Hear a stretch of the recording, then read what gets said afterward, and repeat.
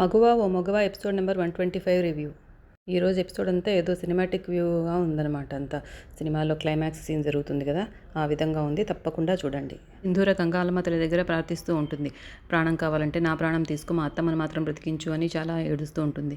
అప్పుడు చంటి వచ్చి అమ్మాయి గారు బాధపడకండి, చంచలమ్మ గారికి ఏమీ కాదు అని ఓదార్చుతూ ఉంటాడు.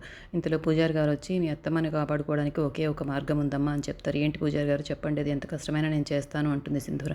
ఇక్కడ దగ్గరలో ఒకటి శివయ్య క్షేత్రం ఉంది, ఆయనకు అభిషేకించిన జలంతో మాత్రమే మీ అత్తమ్మను బతికించుకోగలవు అని చెప్తాడు. కాకపోతే దానికి ఒక శ్వేతనాగు ఎప్పుడూ కాపలా ఉంటుంది. ముందుగా ఆ శ్వేతనాగుని పూజించి తర్వాతే శివయ్యకు అభిషేకం చేయాలి అని చెప్తారు ఆయన. లేదంటే ఆ శ్వేతనాగు ఆగ్రహానికి గురి కావాల్సి వస్తుంది అంటారు. అక్కడికి వెళ్ళి పూజ చేయడం చాలా ప్రమాదకరం, ప్రాణాలు పోయే అవకాశం కూడా ఉంది అని చెప్తారు పూజారి.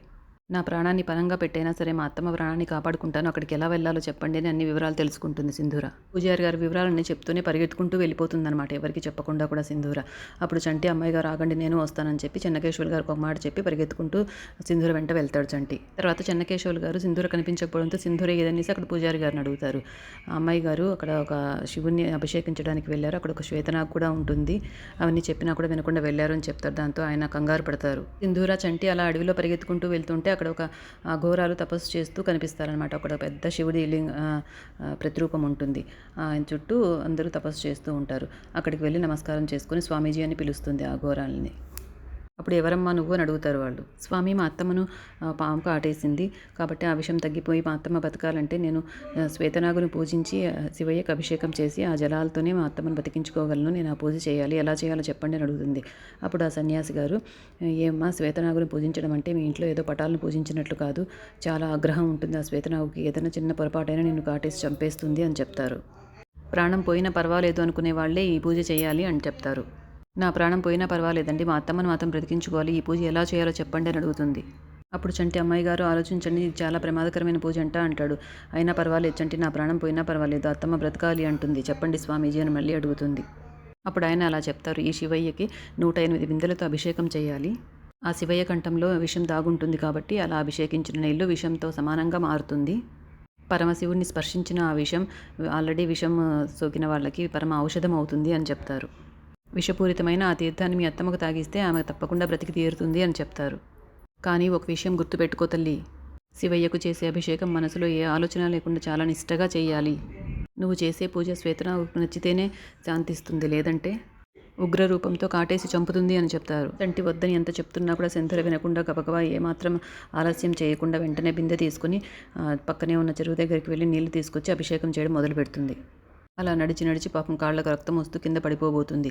అమ్మాయి గారిని పట్టుకోబోతాడు. పక్కనున్న సన్యాసి వారిస్తారనమాట, ఎవరు టచ్ చేయకూడదు, ముట్టుకోకూడదని. అమ్మాయి గారు బిందె ఇవ్వండి నేను అభిషేకం చేస్తాను అంటాడు. సాయం చేయకూడదు అని పూజారి అంటారు, పక్కనున్న సన్యాసి అంటారు. ఎన్ని కష్టాలు వచ్చినా సరే మొదలుపెట్టిన వాళ్ళే పూజ పూర్తి చేయాలి, అభిషేకం వాళ్లే చేయాలి అంటారు. సింధూర మళ్ళీ అలా బిందెలు తెచ్చేసడంతో తన ఓపిక నశించిపోయి కింద పడిపోతుందన్నమాట. అప్పుడు అమ్మాయి గారిని వచ్చి చంటి తన ఒళ్ళోకి తీసుకుంటాడు. ఈ పూజ ఇంకంతా వృధా అయిపోయింది అనేసి అక్కడ ఉన్న సన్యాసి చెప్తారు. అంతలో శ్వేతనాగు కోపం వచ్చి పుట్టలో నుండి బయటకు వచ్చి గబగబా సింధూరని కాటేస్తుంది. కాటేసిన వెంటనే అప్పుడు ఒక సన్యాసి చెప్తారు కదా, చంచలమ్మకు ఛాలెంజ్ చేస్తారు, మీ కోడలికి పెళ్ళి అవుతుందని చెప్పి. ఆయనకు వెంటనే తెలిసిపోతుందన్నమాట ఈ విషయం అంతా. అప్పుడు ఆ పూజారి, శివుడాజ్ఞ లేనిదే చీమైనా కుట్టదంటారు, అలాంటిది శ్వేతనాగుతో కుట్టించి ఆ అమ్మాయి ప్రాణం తీసుకోవాలనుకుంటున్నావా శివయ్య అని ప్రశ్నిస్తాడు. లేదా విధిదాత ప్రకారం ఆ అమ్మాయిని దీర్ఘ సుమంగళిగా చేయడం కోసం నీ లీలలు చూపిస్తున్నావా అంటాడు. అప్పుడు అక్కడున్న అఘోర స్వామి వచ్చి సింధూర నీ ప్రయత్నం అంతా వృధా అయిపోయింది, నువ్వు లేసి పూజ వెంటనే మళ్ళీ మొదలుపెట్టు అని చెప్తారనమాట. అప్పుడు చంటికి కోపం వచ్చి, అదేంటండి అమ్మాయి గారు ప్రాణాపాయ స్థితిలో ఉంటే మీరు పూజ చేయమంటారు అని అడుగుతాడు. ప్రాణానికి తెగించిన వాళ్ళు ఈ పూజ చేయాలని ముందే చెప్పాను కదా అంటారు ఆయన. ఆ నియమం ప్రకారం ప్రాణం పోయే వరకు చేయవలసిందే ఈ పూజ అంటారు. పూజ పూర్తి అయితే కాటు వేసిన శ్వేతనాగే వచ్చి తన విషం తను తీసుకెళ్ళిపోతుంది, పూజ కంటిన్యూ చేయమ్మా అంటారు అఘోర స్వామీజీ. అప్పుడు సింధూర ఏదో ఒకటి చేయి చంటి, అత్తమ్మ ప్రాణాలు పోకూడదు, ఏదో ఒకటి చేయాలి, పూజ ఆగకుండా అంటుంది సింధూర. చంటి ఈ పూజ పూర్తయ్యేలోపు నా ప్రాణాలు పోయేటట్టున్నాయి, కానీ ఎటువంటి పరిస్థితుల్లోనూ అత్తమ్మ ప్రాణాలు పోకూడదు, ఏదో ఒకటి చేయి చంటి అని ప్రతిపలాడుకుంటుంది సింధూర. నా ప్రాణం పోయినా సరే అత్తమ్మ బతకాలి అంటుంది, నేను మిమ్మల్ని బ్రతికించుకుంటానండి అంటాడు చంటి. అప్పుడు చంటి ఆ ఘోర స్వామి దగ్గరికి వెళ్ళి, అమ్మాయి గారు బ్రతకాలంటే ఏం చేయాలి, అమ్మాయి గారి పూజ నేను చేయొచ్చా అని అడుగుతాడు. మరి నువ్వు అమ్మాయి గారికి ఏమవుతావు అంటాడు ఆయన.